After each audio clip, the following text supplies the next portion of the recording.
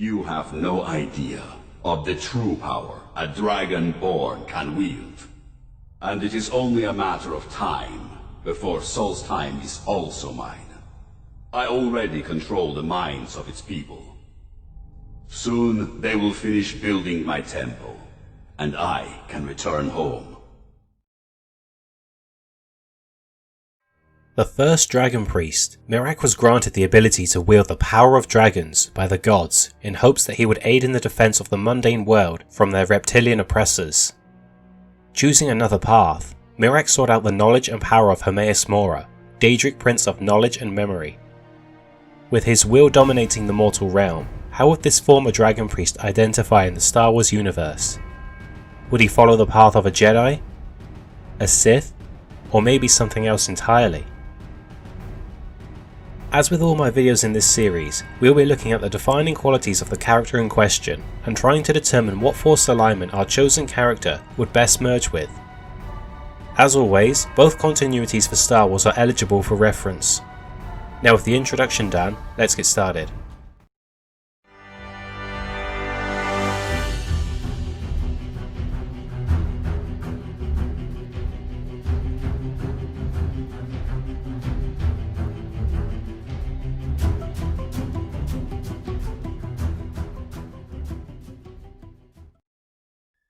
Having spent thousands of years in the plane of Apocrypha, Miraak had attained a vast degree of knowledge and power over the course of his life.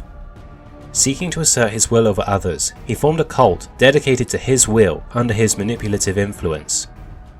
His ultimate goal was to dominate and rule over the mortal world.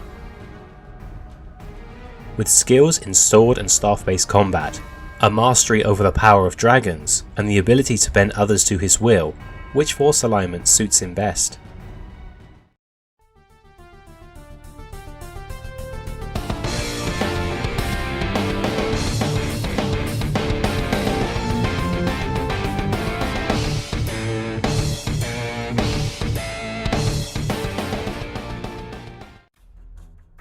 The Jedi Knights are the guardians of peace and justice throughout the galaxy.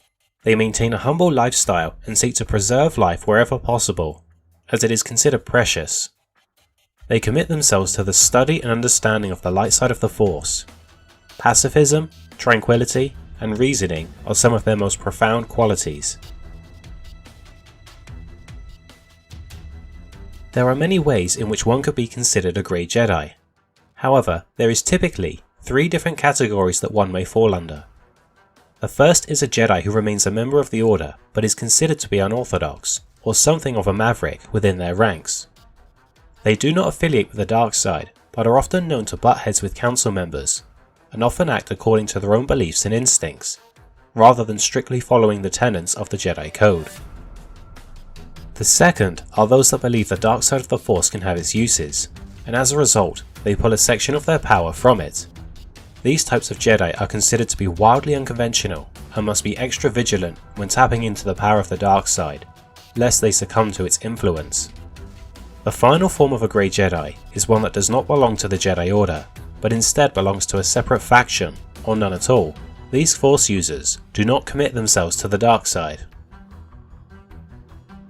Aside from the cult similarities between Miraak's followers and the Jedi Order, virtually nothing else about the character suggests that he would fit in with the Order, nor does it seem like a path he'd follow. Having a faction outside of the Jedi may seem like something the third type of Grey Jedi could associate with, yet their goals are typically honourable or passive, neither of which fall under Miraak's traits. His pretentious view of seeing himself higher than others also makes this alignment unlikely.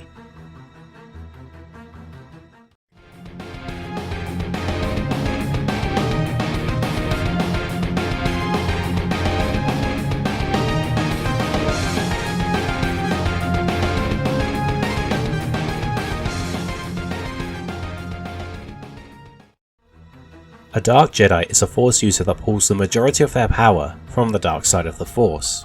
These Force users tend to follow their personal codes and philosophies of life. Some are known to be former Jedi that fell from grace and left the Order, often following this path after various life experiences, while others may be raised as such from a young age, and as a result don't know any better.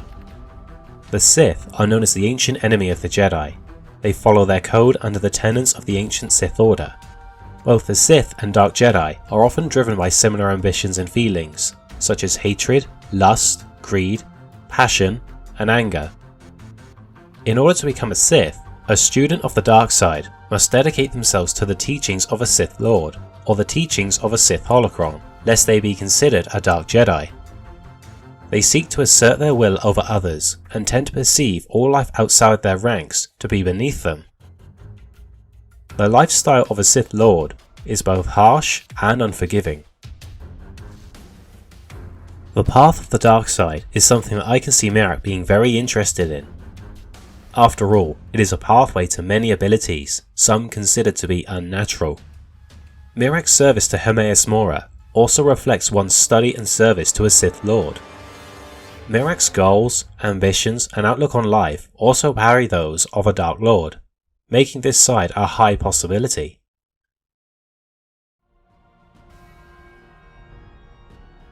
After much deliberation, and with some helpful insight from my pal AI Central, I believe that Miraak would concretely live the life of a Sith Lord, studying the dark side of the Force. As for the characters I would compare him to, I see Miraak as something of a combo between Lord Khan and Darth Bane at the time of the Path of Destruction story.